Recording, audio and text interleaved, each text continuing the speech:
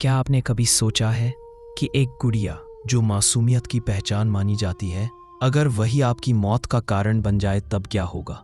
अगर वो खिलौना जिसे आप सबसे ज्यादा प्यार करते हैं, अगर वही जान का सबसे बड़ा दुश्मन बन जाए तब क्या होगा? कहते हैं इस गुड़िया में एक खतरनाक आत्मा का वास है और जिसने भी इसे अपने घर लाया है उसका अंजाम बेहद दर्दनाक हुआ है। ये कहानी है लब्बू डॉल की। मुंबई के एक छोटे से अपार्टमेंट में रीमा नाम की लड़की अपने प्यारे डॉग टॉमी के साथ रहती थी। रीमा का बचपन राजस्थान के एक छोटे गांव में बीता था। एक दिन अचानक उसके पिता की अचानक मौत हो जाता है। मौत के बाद रिया अपने घर का खर्च चलाने के लिए मुंबई आ गई थी और एक टॉय शॉप में काम करती थी। बचपन से ही उसे गुड़ियों का बहुत शौक था और वह अक्सर अपनी तनख्वाह से अनोखी डॉल्स खरीदकर अपने कमरे में सजाती थी। रीमा का कमरा किसी मिनी म्यूजियम जैसा लगता था।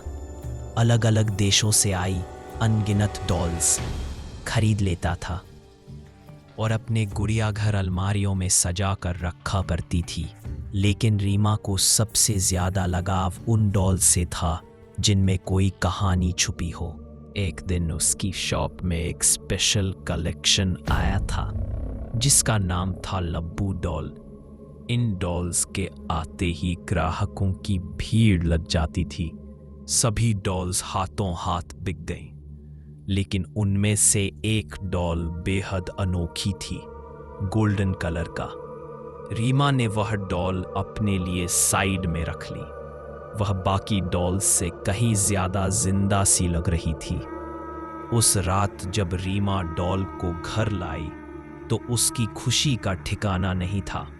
उसने बहुत सारा फोटो खींची और टॉमी को अपने डॉल कलेक्शन के नए सदस्य से मिलवाया। लेकिन जैसे ही टॉमी की नजर लब्बू डॉल पर पड़ी, उसका व्यवहार बदल गया। वह जोर जोर से भौंकने लगा और गुर्राने लगा, जैसे किसी अनजान शक्ति को महसूस कर रहा हो। रीमा को यह अजीब लगा। उसने सोचा कि शायद टॉमी नई डॉल से डर गया है।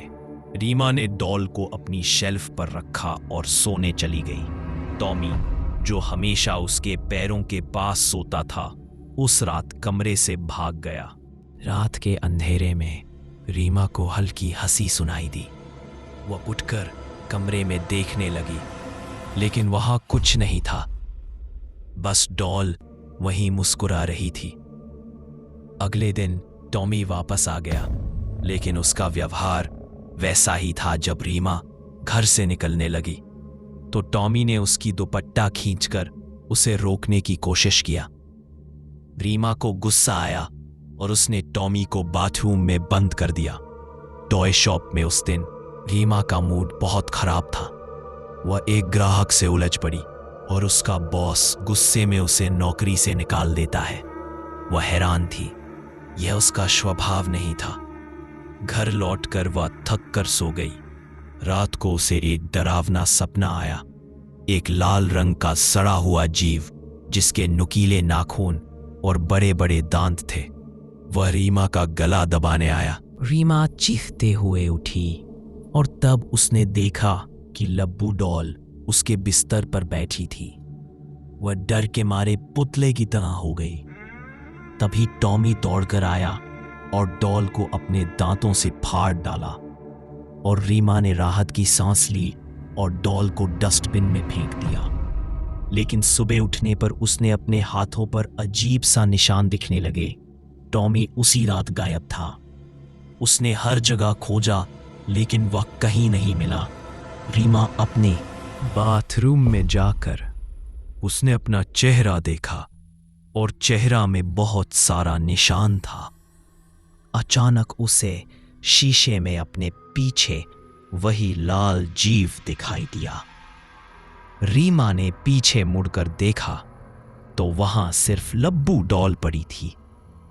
अब वह डर से कांप रही थी। वह किचन की तरफ गई, जहां लब्बू डॉल खून से लथपथ सिंक के पास पड़ी थी। सिंक के नीचे झांक कर उसने देखा तो टॉमी की लाश पड़ी थी जिसे किसी ने बुरी तरह नोच डाला था। रीमा को समझ आ गया कि यह डॉल साधारण नहीं है। उसने इंटरनेट पर सर्च किया। वहां उसे पता चला कि कई देशों में लब्बू डॉल मौत और हादसों की वजह बनी है। कहा जाता है कि इसमें एक खतरनाक दानव राजूजू का वास थी। रीमा ने देर न करते हुए डॉल को जला दिया और उसकी राख को पास की नदी में बहा दिया। उस रात उसने यह सब अपनी बहन को फोन पर बताया। उसे लगा कि अब सब खत्म हो गया है। लेकिन अगली सुबह पड़ोसियों ने पुलिस को खबर दी। रीमा का दरवाज़ा अंदर से बंद था। पुलिस ने दरवाज़ा खोला तो रीमा की लाश फर्श पर पड़ी थी और उसके पास में लब्बू डॉल पड़ी थी। पहले से ज़्यादा भयानक दिख रही थी।